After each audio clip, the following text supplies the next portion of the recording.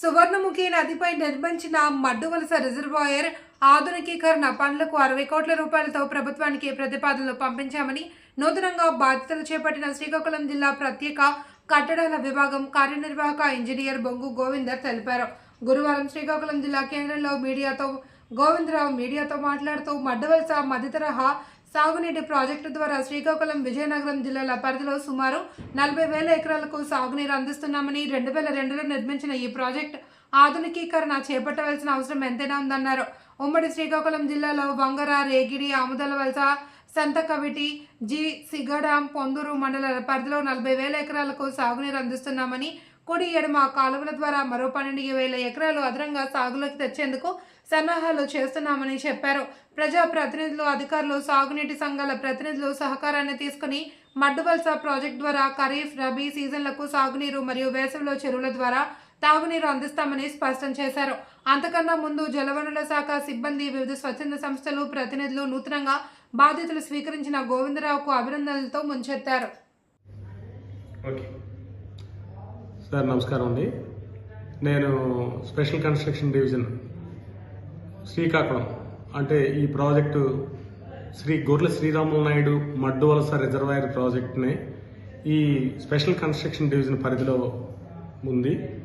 దీనికి ఇది సువర్ణముఖి రివర్పై ఈ బ్యారేజ్ తోటపల్లి రిజర్వాయర్ని మడ్డువలస రిజర్వాయర్ని నిర్మాణం చేయడం జరిగింది.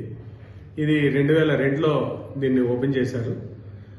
అక్కడి నుంచి కూడా అంచెలంచెలుగా వర్క్లన్నీ పూర్తి చేసుకుంటూ పెండింగ్ వర్క్స్ అన్ని కూడా 24,877 ఎకరాల ఆయకట్టుకి ఈరోజు చక్కగా నీరు పుష్కలంగా అందించడం జరుగుతుంది. ఇదంతా కూడా రైతులు, అలాగే మన ఆ ప్రాంత ప్రజలు, అలాగే మన వివిధ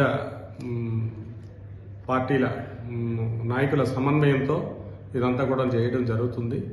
ఎవ్రీ ఇయర్ కూడా వాటర్ని ముందుగుండా రైతులకు అవసరమైన డేట్ని వీళ్ళందరితో సమన్వయం చేసుకుని వాళ్ళకి డేట్ ఒకటి ఫిక్స్ చేసి ముందుగుండా వాళ్ళకి ఎటువంటి ఇబ్బంది కలగకుండా వాటర్ రిలీజ్ చేయడం జరుగుతుంది. అలాగే ఈ సంవత్సరం కూడా రిలీజ్ చేశారు. పంటలన్నిటికి కూడా చక్కగా నీరు అందించడం జరిగింది. దీనికి ఈ మధ్య రీసెంట్గా నీటి సంఘాలు ఏర్పాటు కూడా చేయడం జరిగింది.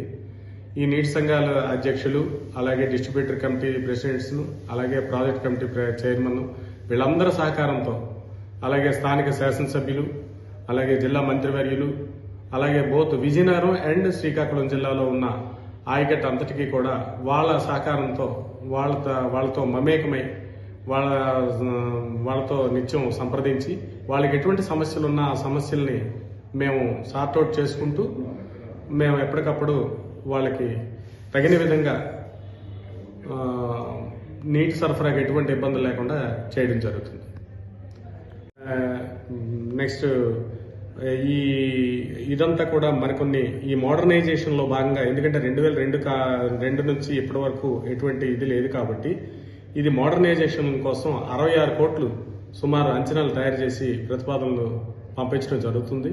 ప్రభుత్వం మంజూరు చేసిన వెంటనే ఈ పనులు కూడా టేకప్ చేసి పూర్తి స్థాయిలో ఇంకా అదనపు ఆయకట్టు కూడా అవసరం అనుకుంటే అది పరిశీలన చేసి ఉన్నతాధికారుల ఆదేశాల మేరకు దానికి కూడా ప్రతిపాదిస్తామని చెప్పి మనం చేస్తున్నాను. Thank you.